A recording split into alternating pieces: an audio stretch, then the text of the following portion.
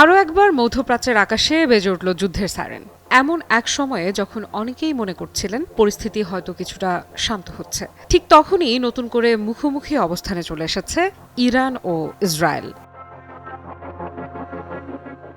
৮ June সকালে ইসরায়েলের বিভিন্ন অঞ্চলে হঠাৎ করেই সতর্কতামূলক সাইরেন বেজে ওঠে। ইসরায়েলি সেনাবাহিনীর হোম ফ্রন্ট কমান্ড নাগরিকদের দ্রুত নিরাপদ আশ্রয়ে চলে যাওয়ার নির্দেশ দেয়। দখলকৃত জেরুজালেম, বীরশেবা এবং তেল আভিভের কাছে অবস্থিত বেন গুরিয়ন আন্তর্জাতিক বিমানবন্দর এলাকার মানুষও এই সতর্কতার আওতায় পড়ে।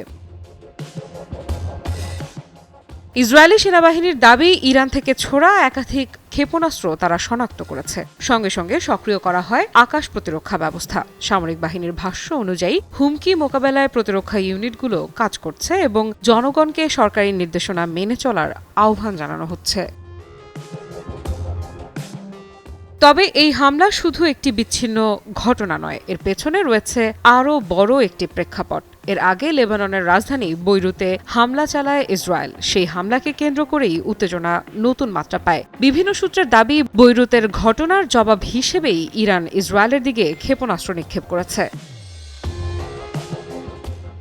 আর এখানেই শেষ নয়। ইরানের হামলার পর খুব দ্রুত পাল্টা প্রতিক্রিয়া দেখায় ইসরায়েলও। ইরানের রাজধানী তেহরান সহ মধ্য ও পশ্চিমাঞ্চলের কয়েকটি গুরুত্বপূর্ণ এলাকায় বিস্ফোরণের খবর আসে। স্থানীয় গণমাধ্যম এবং সরকারি সূত্রগুলো জানায়, তেহরানে অন্তত 2টি শক্তিশালী বিস্ফোরণের শব্দ শোনা গেছে।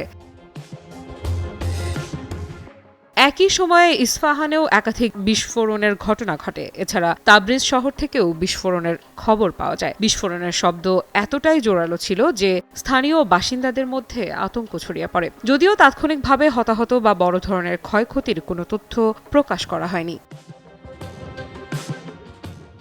কি বুঝলেন ভাই? অনলি যেটাই চাই।